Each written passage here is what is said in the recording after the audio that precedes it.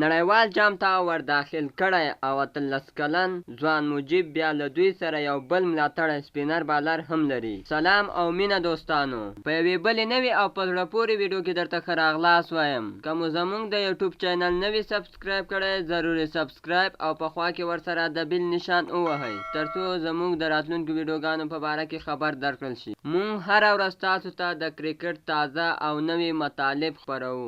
د کرکټ نړیوالې شورا د بالرانو په برخه کې د محمد نبي، راشد خان او موجب زدران رول خورا روغونکی بللی دی، خو د دوی ترڅنګ یې د حمید حسن او ګلبدین نایب خبره هم نه ده هیره کړې. حمید حسن او ګلبدین نایب یې د توپ اچونې په برخه کې خورا مهم بللی دي.